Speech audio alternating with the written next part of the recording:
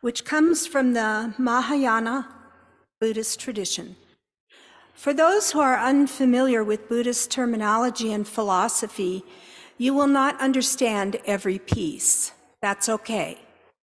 This, like all great wisdom literature, is at once simple and beyond understanding.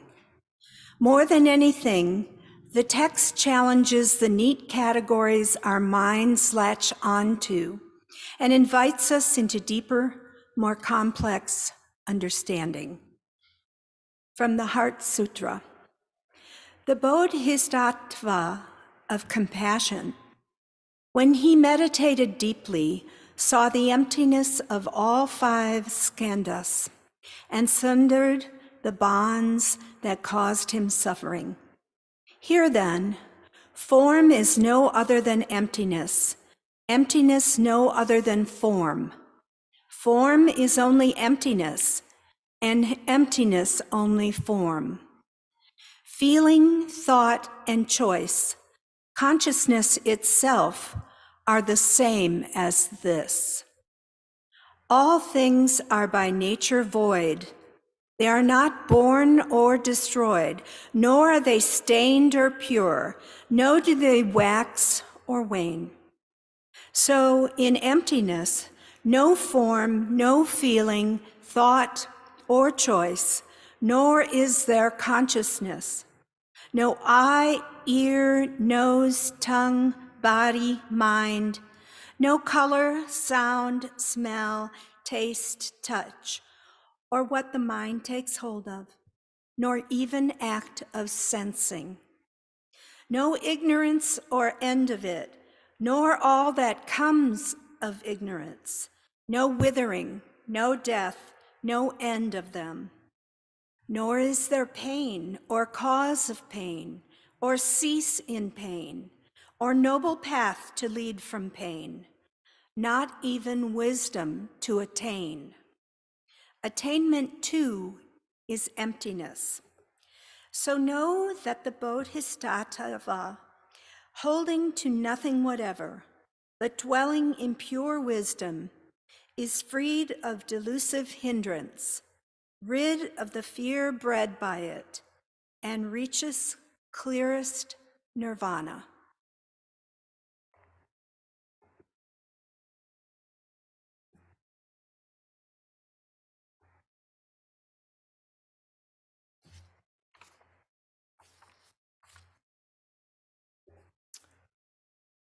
Our modern reading is from Gender Queer, a graphic novel memoir by Maya Kobabe that has made lots of headlines.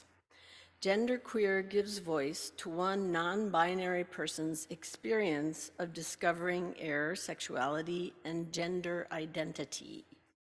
Parts of the book are explicit in the interest of telling a deeply personal story.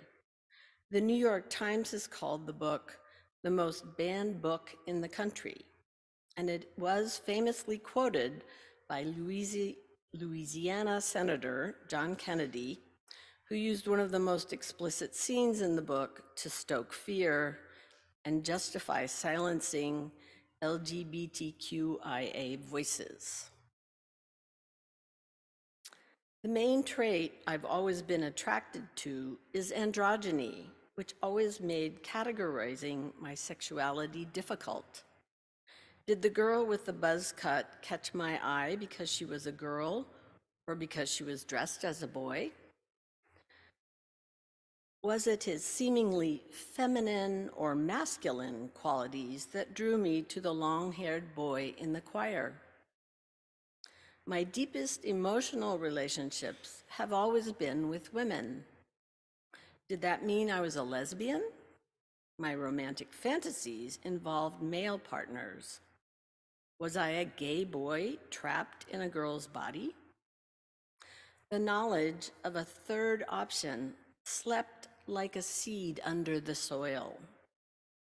This seed put out many leaves, but I didn't have the language to identify the plant. I wish I had a gender-neutral name. I feel like something is wrong with me. I wish I was a boy. I hate my breasts. I never want to have sex. I never want kids. I wish I had short hair. In high school, I began to theorize that I had been born with two half souls, one female and one male. I invented and named a lost male twin who had always felt like I should be a girl. If I could just find him, we would finally both feel like whole, complete people.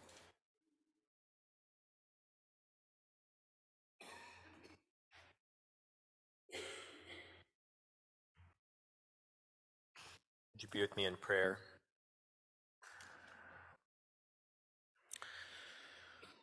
Loving Spirit, move among us this day. Open our hearts, our minds, our souls to receive wisdom. Amen. I remember the first time I flew across the American continent, watching the landscape shift from the compact city where the airport was to the lush green of the eastern seaboard and the Midwest, and then finally seeing the western part of this continent. I was struck by the vast differences that seemed to transition seamlessly, almost unnoticeably. Nebraska and Colorado were very different places in my mind. They still are. But western Nebraska and eastern Colorado are pretty much the same.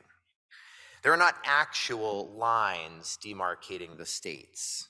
When you drive across Washington state, you get that same kind of change, but packed into a much smaller landscape, into a span of 5 or 6 hours, depending on how quickly you move. I've driven across Washington several times now, and I'm still always amazed to see it change at ground level. People hear Washington and think about Seattle and the lush green Cascade Mountains. Of course, that is a beautiful image, and that does exist way over there. When I tell people back east that I live in Spokane, Washington, sometimes they say, "Oh, it's so green in Washington." I then get to explain to them how geographically diverse Washington is. I love cresting Snoqualmie Pass, watching things start to get drier as you drive east. I feel a little thrill when I see my first ponderosa pine on the way back.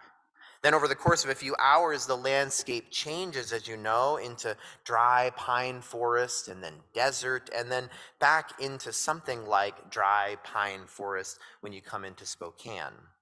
It's also beautiful to drive the other way.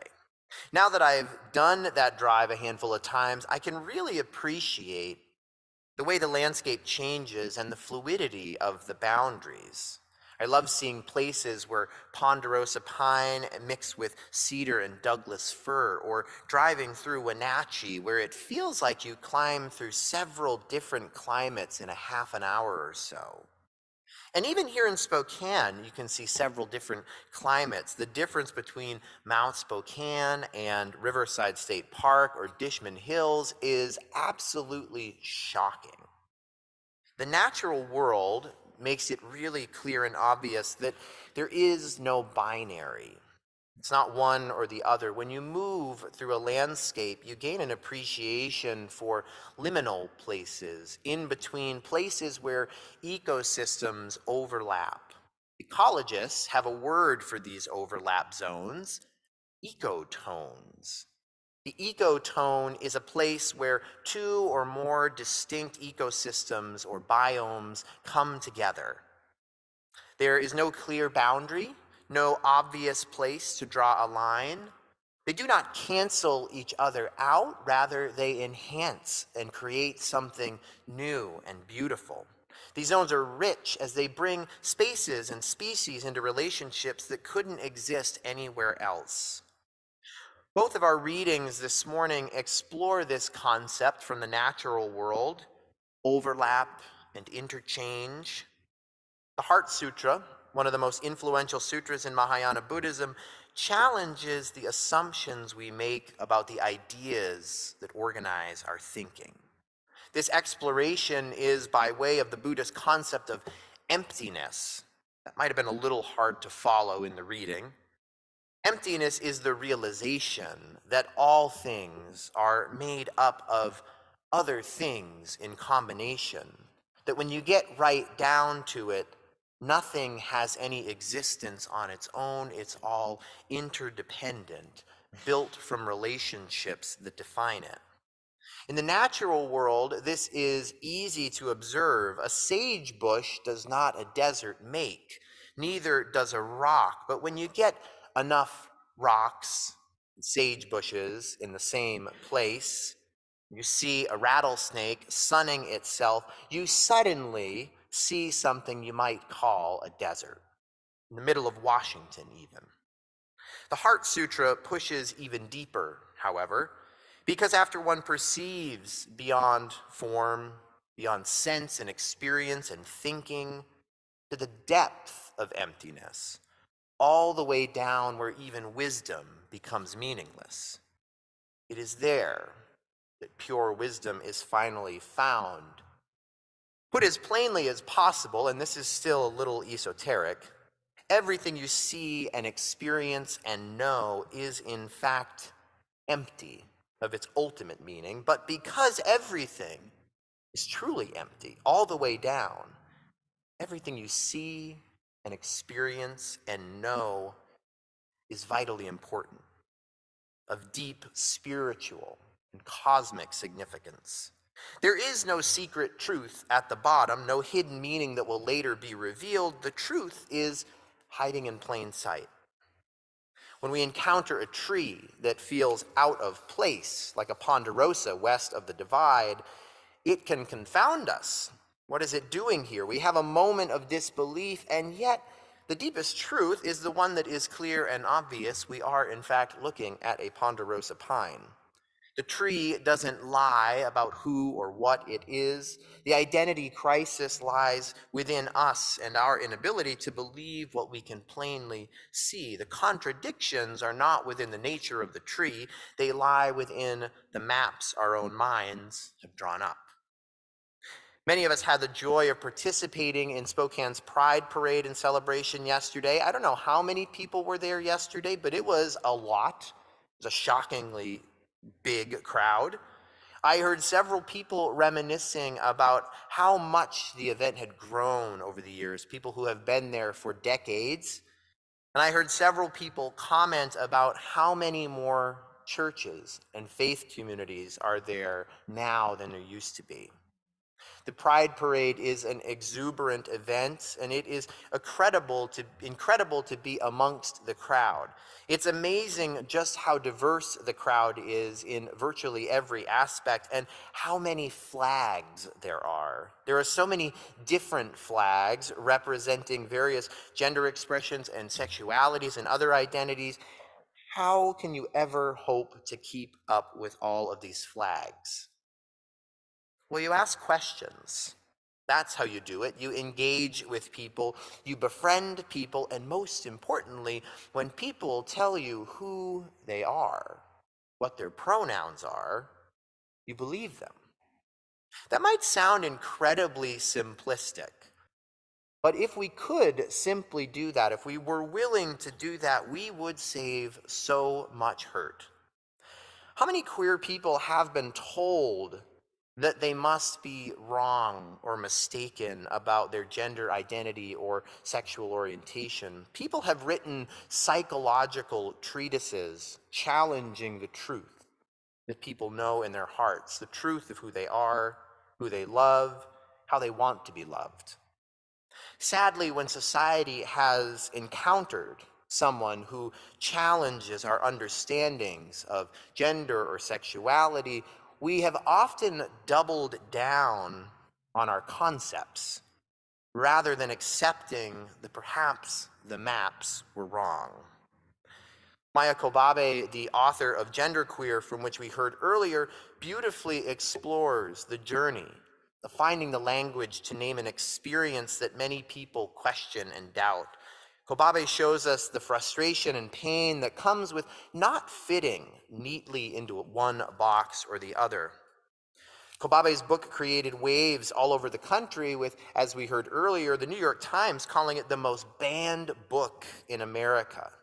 It's been referenced at countless school board meetings and library meetings. It is a boogeyman that a particular political persuasion likes to use. It was even quoted in the US Senate, cringe-worthy, by a senator who has repeatedly badgered people to define precisely how many genders there are and seems completely unwilling to simply believe people about who they say they are.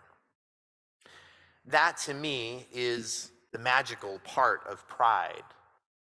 We are there to be challenged because none of us grasp the breadth of human sexuality and gender expression.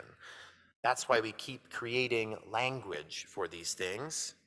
We are there to be in a space where nobody has all the answers, because the point isn't to have all the answers. The point isn't to define exactly how many genders there are. The point is to dwell in spaces where the human spirit can find expression in richly textured, overlapping ways to become comfortable being in a sort of spiritual ecotone, where we are not exactly sure if this is a gay thing or a transgender thing or a non-binary or an asexual thing or a leather thing or whatever. But we choose to believe people when they show us and tell us who they are. We choose to believe them and love them because we realize that when we see someone who we think is out of place, they aren't what's wrong. The person is not the problem. The map is the problem. The map is always the problem because the map is not the terrain. Perhaps if we were better Buddhists, we would understand that even more clearly. Maps are useful, but if we take the map and start attempting to move the world to look more and more like the map, we've lost sight of what a map is for. Of course, this sounds funny, but human beings do this all the time. City grids, while they certainly make navigating simpler, are just one of the ways we attempt to impose order on a natural world that is more fluid, more shifting, more wild than we can sometimes admit. I'll never forget seeing those huge green circles from the airplane dotting the Midwest the first time I flew across the country. These things seemed incredibly strange until I learned about center point irrigation. What truly blew my mind about those circular fields, however, was not the fact that there were these giant sprinklers spinning in a circle to water them, but it was learning that the fields themselves are square. But because we only water them in circles, the corners wind up dried up. Because we limit our care and our nourishment to the circle, the edges never flourish. Nadia Bolz-Weber, a pastor and theologian who writes on sexuality and gender, uses this central pivot irrigation as an example of how Christians specifically, but society more broadly, have treated LGBTQIA folks. Often the most vehemently anti-queer leaders and lawmakers speak about this or that expression of gender and sexuality as being unnatural, failing to acknowledge what anyone who has ever been outside and touched grass, as the kids say, can plainly see. Nature doesn't draw those kind of sharp lines. Humanity and its full expression doesn't exist within those kind of sharp lines. The Pride Parade is about watering the whole field. It is about recognizing all the joy, the complexity, and the love that we have denied to ourselves and to one another by only choosing to recognize and celebrate the parts that fit into some of our neat, tidy circles. But it all matters. To a certain extent, to be very Buddhist, it is all meaningless. We are all just people trying to figure out how to be loved. And just as the Heart Sutra tells us, that which seems so superficial, what to some of us may not seem important, something like pronoun usage, that is in fact the realest thing at the same time. I don't know what all the flags mean. I try to do my research and keep up, but I cannot possibly know all of them. They simply change too quickly. But I recognize the joy on a kid's face when they finally have a banner to rally under. When they finally have some language to name their experience, a way to speak about who they are in the world and know that they are not alone, to know that they are seen and believed. Whether I can recognize each flag perfectly or not, I can see that for many of the people at that Pride Parade, being seen and believed is truly the most important thing. So let's believe one another. Let's learn to get comfortable in the places that challenge our maps. Let's shower love and compassion and joy on the whole field, not just a circle. Let's learn each other's pronouns, hold each other accountable when we mess up, and keep trying until we get it right. Let's Google the flags and learn about the incredible complexity of gender expression and sexuality. Let's believe each other.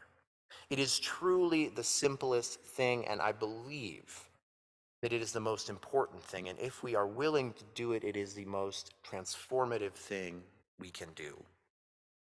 Amen.